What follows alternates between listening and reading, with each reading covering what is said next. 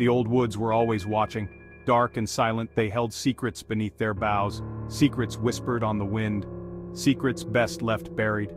The small town of Oakhaven nestled at the edge of these woods. Most folks steered clear. They knew the stories. They felt the chill. Deep within the woods, hidden by twisting branches and gnarled roots, lay the witch's well. Forgotten by time, not by fear. It called to them. The group of friends huddled close, their breath misting in the twilight air. They were young. They were foolish. They had gathered at the edge of the forest, a place that was both familiar and terrifying. The sun had dipped below the horizon, casting long shadows that seemed to dance and flicker with a life of their own. The air was thick with anticipation and a hint of fear, the kind that only comes when you know you're about to do something you shouldn't. They were about to make a terrible mistake. The forest loomed before them, dark and foreboding, its trees like silent sentinels guarding secrets best left undiscovered. The stories of the witch's well had been passed down through generations, each retelling more chilling than the last. It was said that those who ventured too close never returned, their fates sealed by an ancient curse. "Dare you," Jake muttered, his eyes gleaming with mischief, "to go to the witch's well?" The others shifted uneasily. Everyone knew the stories, the disappearances, the whispers. The well was cursed. Jake's challenge was more than just a dare. It was a test of courage, a way to prove oneself in the eyes of the group. The well, hidden deep within the forest, was a place of legend and fear. It was said to be the home of a vengeful spirit, a witch who had been wronged and now sought retribution from beyond the grave. "No way," Emily breathed, her voice barely a whisper. "It's not safe." Her eyes darted around, searching the shadows for any sign of movement. The fear in her voice was palpable, a stark contrast to Jake's bravado. She had always been the cautious one, the voice of reason in their group of friends. But tonight reason seemed to be in short supply. We shouldn't even be talking about it. The words hung in the air, a reminder of the danger that lay ahead. The group was torn between the thrill of the dare and the very real fear of what might happen if they accepted it. The forest seemed to close in around them, the trees whispering secrets of their own. But Jake's dare hung in the air, heavy with unspoken consequences. To back down was to lose face, to become an outcast. The pressure was immense, the weight of the decision pressing down on each of them. They looked at one another, searching for signs of weakness, for any indication that someone else might be willing to take the first step. To back down was to lose face, to become an outcast. The group knew that this night would change everything. The bonds of friendship would be tested, and the true nature of their courage would be revealed. The forest, with its dark secrets and hidden dangers, awaited them.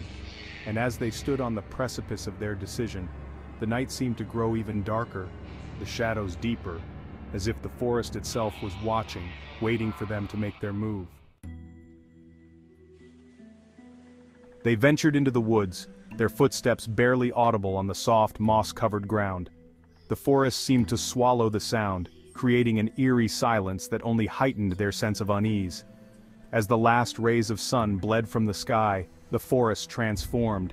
Shadows stretched and twisted, creating dark, foreboding shapes that danced in the fading light. The once familiar path now seemed alien and treacherous. The air grew colder, damper, as if the forest itself was exhaling a chilling breath. A thick mist began to form, curling around their ankles and obscuring the ground beneath them. It was as if the forest was trying to pull them deeper into its embrace. The woods pressed in, a suffocating presence that seemed to close around them with every step. The overgrown trees loomed overhead, their branches intertwining to form a dense canopy that blocked out the remaining light. It felt as though the forest was alive, watching their every move. Each rustle of leaves, each snap of a twig sent shivers down their spines. The sounds were amplified in the silence, echoing through the trees like ghostly whispers. They couldn't shake the feeling that they were being followed, that something unseen was stalking them from the shadows. Fear was a living thing, slithering alongside them, wrapping around their hearts and squeezing tight. It was an oppressive force, making it hard to breathe, hard to think. Every step felt like a step closer to some unknown danger lurking just out of sight. "Maybe we should turn back," whispered Megan, her voice trembling with fear. Her eyes darted around the darkened forest, searching for any sign of danger. She could feel her heart pounding in her chest, each beat echoing in her ears like a drum. But Jake pressed on, fueled by a potent cocktail of bravado and fear. He couldn't let his friends see how scared he was. He had to be the strong one, the leader. "We can't turn back now," he said, trying to sound confident. "We're almost there." He wouldn't admit it, but he felt it too, the oppressive weight of unseen eyes. It was as if the forest itself was watching them, waiting for the right moment to strike. He glanced over his shoulder, half expecting to see something lurking in the shadows. But there was nothing. Just the dark, silent forest, stretching out behind them. The group huddled closer together, their fear palpable in the cold night air. They moved as one, each step synchronized, as if breaking formation would invite disaster. The forest seemed to close in around them, the trees whispering secrets they couldn't understand. Jake tightened his grip on the flashlight, its beam cutting through the darkness, but revealing little. He knew they had to keep moving, had to find their way out of this nightmare. "Stay close," he urged, his voice steady despite the fear gnawing at his insides. "We'll get through this together." The mist swirled around their feet, thickening with each passing moment. It was as if the forest was trying to swallow them whole, to erase their presence from the world. But they pressed on, driven by a desperate need to escape the suffocating darkness. In the distance, a faint light flickered, offering a glimmer of hope. It was a beacon in the darkness, a promise of safety. They quickened their pace, their fear momentarily forgotten as they focused on reaching the light. It was their only chance, their only way out of the shadows that threatened to consume them. The well was ancient, built of rough-hewn stones slick with moss. A chill emanated from its depths, a bone-deep cold that seeped into their souls. The air hung thick and heavy, saturated with the stench of decay and something else, something ancient and evil. "This is a bad idea," whispered Emily, her eyes wide with terror. But it was too late. They were caught in the web of the curse, inexorably drawn to their doom. Section 5. The first sign. A low moan echoed from the well's depths. It wasn't the wind, it was something else, something mournful, filled with an unspeakable sadness. Then, the laughter began. High-pitched and chilling, it seemed to come from everywhere and nowhere at once. "Okay, that's creepy," Jake stammered, trying to maintain a facade of bravery. But inside his blood ran cold. This was no game. They had awakened something evil. Section 6. Trapped. They turned to run, but the path was gone. The woods had shifted, trapping them in a maze of twisted trees and thorny brambles. Panic clawed at their throats. They were lost, alone, at the mercy of something ancient and malevolent. "We're trapped," Megan whimpered, tears streaming down her face. "We need to get out of here," Jake said, his voice tight with fear. But which way was out? Section 7. The well's fury. The temperature plummeted. A thick fog rolled in, swirling around their feet like ghostly tendrils. Shapes moved within the mist, eyes glowing with an eerie light. The laughter intensified, mocking their fear. The well was angry, and it was hungry. "What is happening?" Emily screamed, her voice raw with terror. The ground beneath their feet began to tremble. The well was stirring. Section 8. A Glimmer of Hope.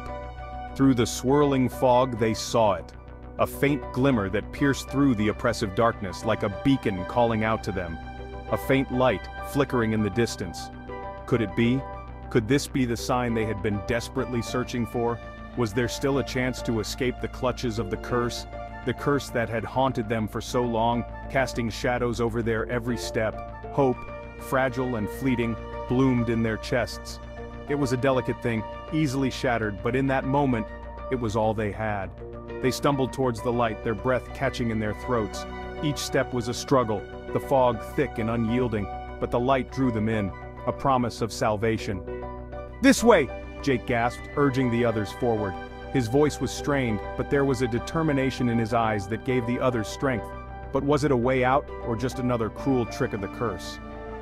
The forest had played tricks on them before, leading them in circles, but this felt different.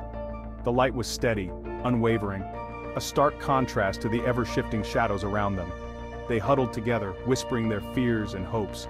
Every decision felt monumental, every step a gamble, but they had come too far to turn back now. Jake took the lead, his heart pounding in his chest. He had to be strong for them, had to believe that this light was their salvation. They moved cautiously, every rustle of leaves and snap of twigs setting their nerves on edge. The light grew brighter, more defined, and with it, their hope grew stronger. Finally, they reached a small clearing. The light revealed itself to be a lantern, hanging from a tree. Relief washed over them, but questions remained. Who had left it there, and why? They examined the lantern, its warm glow a stark contrast to the cold, dark forest. It was a sign, a message. But from whom, and what did it mean for their journey? Deciding to follow the path illuminated by the lantern, they pressed on. The forest seemed less menacing now, the light guiding their way. For the first time in a long while, they felt a glimmer of hope. Section 9. Broken. As they drew closer, the light resolved itself. It wasn't a path to safety, it was a single lantern, hanging from a crooked branch, and beneath it lay a sight that chilled them to the bone. "No," Emily whispered, her voice choked with horror. The bones were picked clean, bleached white by time and the elements. The remnants of past sacrifices to the well's insatiable hunger. Section 10. Silence. The laughter stopped. The fog receded. The woods were silent, but the silence was heavy, pregnant with unseen menace. They were trapped, their fate sealed. The well had claimed them, just like it had claimed countless others before. Section 11. The curse endures. The next morning, the sun rose on an empty clearing. The woods stood silent, their secrets kept safe beneath a canopy of leaves. The witch's well remained, ancient, evil, waiting for the next group of unsuspecting souls to stumble into its grasp. The curse endured. The woods were always watching.